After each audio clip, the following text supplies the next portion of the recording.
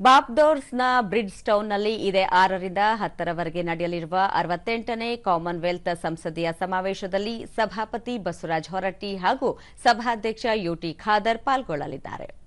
ಸಮಾವೇಶದಲ್ಲಿ ಜಗತ್ತಿನ ವಿವಿಧ ದೇಶಗಳ ಪ್ರತಿನಿಧಿಗಳು, ಲೋಕಸಭಾಧ್ಯಕ್ಷರು, ರಾಜ್ಯಸಭೆಯ ಉಪಸಭಾಪತಿಗಳು, ವಿವಿಧ ರಾಜ್ಯಗಳ ವಿಧಾನಸಭೆಯ ಅಧ್ಯಕ್ಷರು, ವಿಧಾನ ಪರಿಷತ್ತಿನ ಸಭಾಪತಿಗಳು ಹಾಗೂ ಸಚಿವರು ಭಾಗವಹಿಸಲಿದ್ದಾರೆ.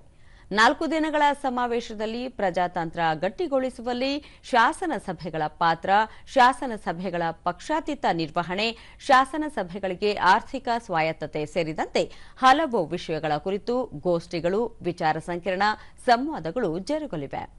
ಸಭಾಪತಿ ಬಸವರಾಜ ಹೊರಟ್ಟಿ ಅವರು ಪ್ರಜಾಪ್ರಭುತ್ವ ದೃಢಗೊಳಿಸುವಲ್ಲಿ ಶಾಸನ ಸಭೆಗಳ ಪಾತ್ರ, ಪ್ರಜಾಪ್ರಭುತ್ವ ವ್ಯವಸ್ಥೆಯಲ್ಲಿ ನಂಬಿಕೆ ಹಾಗೂ ಪಾರದರ್ಶಕತೆಯ ಅವಶ್ಯಕತೆ, ಚುನಾವಣೆಗಳಲ್ಲಿ ಆರ್ಥಿಕ ಪಾರದರ್ಶಕತೆಯ ಮಹತ್ವ ಹಾಗೂ ಅತ್ಯುತ್ತಮ ಆಡಳಿತ, ಬಹುಪಕ್ಷೀಯತೆ ಮತ್ತು ಅಂತಾರಾಷ್ಟ್ರೀಯ ಸಂಬಂಧಗಳನ್ನು ಗಟ್ಟಿಗೊಳಿಸುವಲ್ಲಿ ಕಾಮನ್ವೆಲ್ತ್ ಪಾತ್ರ ಮುಂತಾದ ವಿಷಯಗಳ ಕುರಿತು ಪ್ರತ್ಯೇಕವಾಗಿ ತಮ್ಮ ವಿಚಾರಗಳನ್ನು ಮಂಡಿಸಲಿದ್ದಾರೆ. ಈಗಾಗಲೇ ಅಮೆರಿಕ ಪ್ರವಾಸದಲ್ಲಿರುವ ಸಭಾಪತಿ ಹಾಗೂ ಸಭಾಧ್ಯಕ್ಷರು ನಿನ್ನೆ ಬಾಹ್ಯಾಕಾಶ ಸಂಶೋಧನಾ ಸಂಸ್ಥೆ ನಾಸಾಗೆ ಭೇಟಿ ನೀಡಿದ್ದರು.